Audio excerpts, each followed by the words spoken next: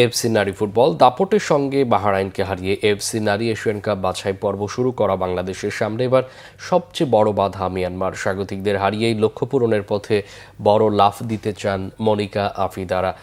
ইয়াঙ্গুনে বিকেল 3:30টায় মাঠে গড়াবে সি গ্রুপের এই ম্যাচটি। ইয়াঙ্গুনের থোয়ান্না স্টেডিয়ামে নিজেদের প্রথম ম্যাচে বাহরাইনকে 7-0 গোলে উড়িয়ে বাছাই পর্ব শুরু করেছে বাংলাদেশ। তবে মিয়ানমার 8-0 গোলে তুর্কমেনিস্তানকে গুড়িয়ে দেওয়ায় গোল ব্যবধানে সি গ্রুপের শীর্ষে রয়েছে স্বাগতিকরা। দুই দলেরই পয়েন্ট সমান 3 করে। মূলত এই দুই দলের মধ্যেই চলছে মূল পর্বের একটি টিকিটের লড়াই। ফিফা র্যাঙ্কিংয়ে মিয়ানমারের অবস্থান 55 নম্বরে আর বাংলাদেশ 128-এ। গ্রুপের সবচেয়ে শক্তিশালী দল মিয়ানমার, তার উপর নিজেদের মাঠে খেলবে তারা।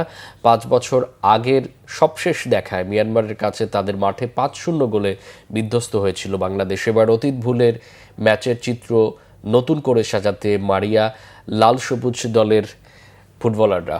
বাহরাইনের বিপক্ষে জালের দেখা পাওয়া তহুরা খাতুন, ঋতুপর্ণা চাকমা, কোহাতি কিস্কু, শামসুজ্জাহান জুনিয়র, মুনকি আক্তার সবার কথায় স্বপ্ন জয়ের সুর।